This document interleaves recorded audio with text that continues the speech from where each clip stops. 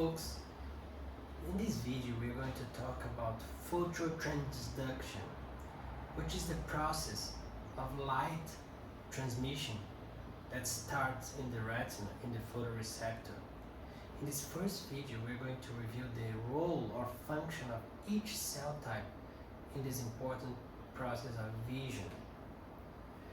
Everyone should be aware about the anatomy of the retina in each cell.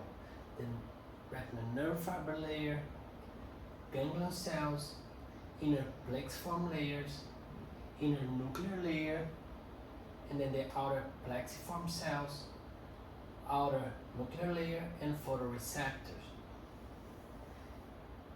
The first cell we're going to discuss is the retinal pigment epithelium.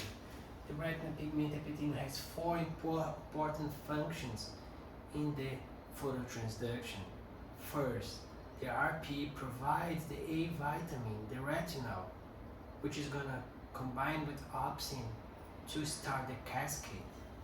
Second, the retinal pigment epithelium with the choroid provide all the nutrients for the photoreceptor, water, oxygen, and the ions, which are key for the photochemical process.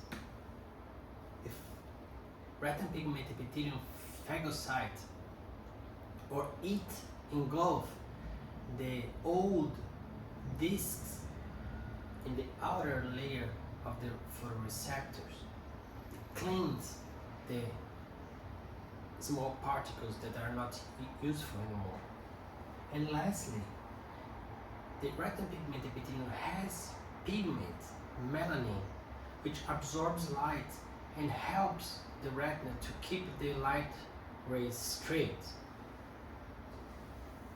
The second type of cell is the photoreceptor.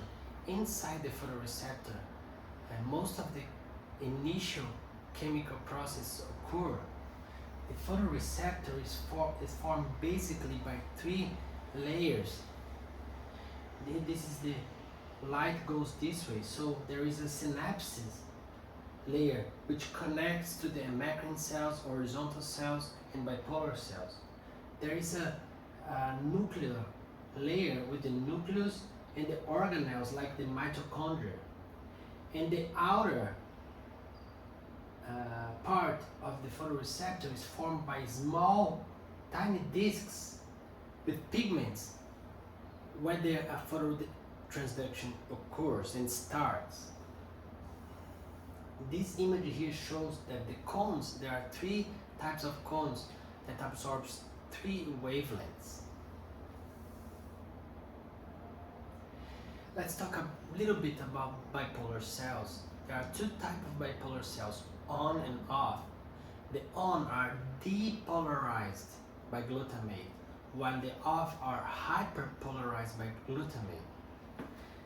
The bipolar cells have two major functions. They modulate with other cells the light transmission, and also they transmit light from photoreceptors to the ganglion cells. Lastly, here we're going to talk about the horizontal cells and amacrine cells. Those two cells are supportive cells. They are secondary cells, while they are very important as well. Those cells, they modulate the light rays, mostly in an inhibitory fashion. So the important rays will go in a straight direction from the photoreceptors to the bipolar cells and ganglion cells. But there is one difference between both that you should be aware.